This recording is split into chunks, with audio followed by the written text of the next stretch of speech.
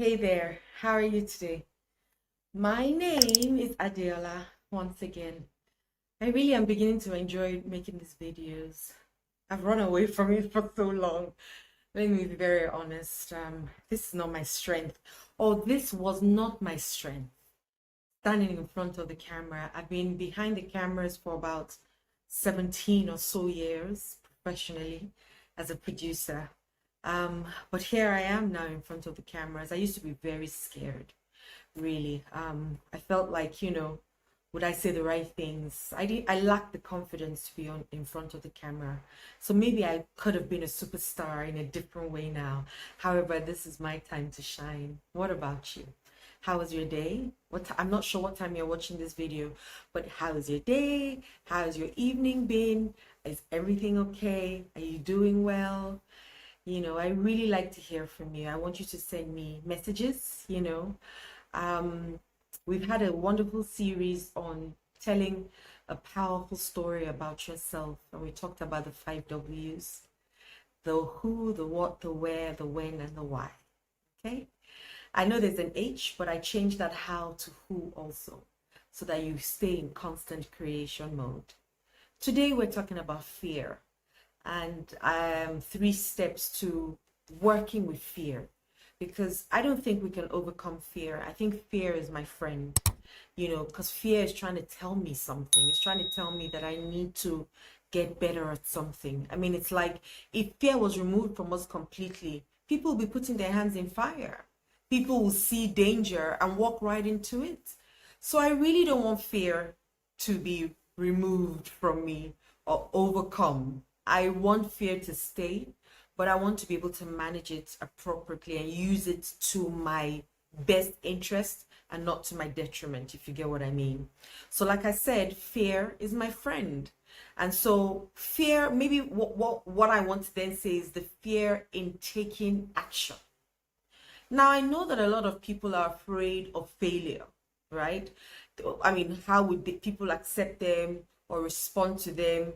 They might not feel enough. They might not feel like they have the right message to say, or anybody wants to listen to them. They might feel like imposters. Even the greats have the same feeling.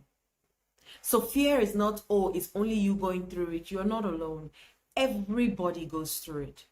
The only difference is that people go through with it.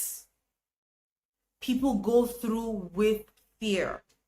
So courage is not the absence of fear. It's the doing it in spite of fear. And like I said, fear is actually your friend. So if you look at it like that, failing is a lesson. People are also afraid to win as well, to succeed. Because when they succeed, what if when they succeed, imagine now all the things that I'm wishing for. Imagine I get them. Will I have time for my husband? Will my husband still want to be with me? Will my father still love me? Will my children still love me? With my colleagues, would I be lonely? That is also a type of fear. Okay? However, let's look at it this way. Fear is helping us show us where we still need to get competent in. So that's going to be my number one thing or tool or trick, let me say, that you need to have or step you need to take. Get competent. Get so good at what you do. Because when you're more competent, you'll be more confident. And competence and confidence go so closely. Because if I'm going for a speech, for example, and I'm prepared, I write my speech, I do my research, put my work together, go through it, set myself up. When I get there, I'm confident because I'm competent with that knowledge. But if I didn't prepare and I just assume that when I get there, some people say the Holy Spirit will come over me and I will just start to spew out the words, or the Holy Spirit will come over me and I will pass my exam. It's not going to happen. So when you get competent, you have confidence. So what do you need to get better at? When you start to feel, oh, I'm not, ask yourself, what do I need to get better at? Do I need to study a little bit more? Do I need to do some research? Do I need to read? Do I need to ask questions? You know, so use that as a propeller to get better and get more prepared. So that's one step that you can use to work alongside fear, because I'm not going to say we should overcome fear. To work alongside fear. Okay. Number two, take action. So once again, when I started this video, I said you would never have caught me just a year ago in front of the camera and speaking. Never. I would always be behind the camera because I was afraid of whether, you know, of being competent. I was afraid of, would people want to hear me? Do I have a message to even share across to the world? Why does anybody want to listen to me? All those things. Then also, on the other hand, I didn't want bad press to follow me because I've got parents who are legends in the entertainment and media space in Nigeria, in the television, I'll say, and media space in Nigeria. So I didn't want to bring bad press to them and for them. That was one of my challenges, to be honest. But look at it now, right? I'm here. So I might still have the butterflies in my tummy, but I'm here. And one thing I do is when people say, Adeola, would you do something for us? I say yes first. I take that action first, yes. And then the things that I need, the inspiration that I need comes. But imagine if I said no, I've shut that window down. Now, I may not be perfect, but who is? And you know what I keep saying to myself? The people that have 30 years of experience, the Lisa Nichols, the Bob Proctors. Bob has been in the industry for 60, God bless his soul, over 60 years. They started one day, and so can I. And that's all I say to myself. Lisa Nichols has been in the business for 30 years and over. You know, I have colleagues, Praise Forward. He's been there for over 20 years. So why do I want to then now say, oh, I may not be as good as them yet. And that's good enough for me because there's room for improvement. And that's what I want to say as well today. You need to get to that point where you take action.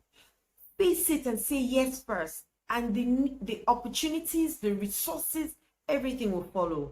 That's another step to working alongside fear. And the last one is community. Who do you spend time with? Who do you speak to? Who do you share your dreams and goals with? Be careful, because you can share it to the wrong people, especially when you share it to people. I listened to a book and the writer said, you get opinions. If a failure goes to people for opinions, but a successful person goes to people for I'm coming, it'll come for experience. Yes. So your opinion, you've never done it before, so your opinion is I can't do it. But if I go to somebody who's been there before and can share their experiences with me, then I can learn from them. I can get nuggets from them. They can show me the tips. They can show me the tricks. They can share their mistakes. They can share their learnings, you know. So you get a mentor who's been there before and can teach you from their experience. But imagine if I wanted to write a book, for example, and I went to somebody who's never written a book before, and I said, what do you think? I want to write a book. What do you think the person is going to say? The person might say, most likely will say, really? Really, you? Especially if the person knows that you have a history of not doing well in school or something. The person is going to tell you, please give it up and go and do the one, leave the writing to the people who write. But if you went to meet somebody who's written before and said, teach me how to write a best-selling book, I want to write a book now. So community is very key. Who you share your secrets with, who you share your goals with, who you share your dreams with. They can mess it up for you. And it will come from the kindest of hearts. It will come from the best people, from your mother, from your father. I listened to somebody who said, if he wanted relationship advice, he won't go to his parents because both his parents had been in 9 different relationships back to back. So imagine going to those kind of people for relationship advice. What are they going to tell him? What they know how to do very well is to break up relationships, not to have great relationships. So guess what? Look for people who done what you want to do and go and ask them to teach you and help you.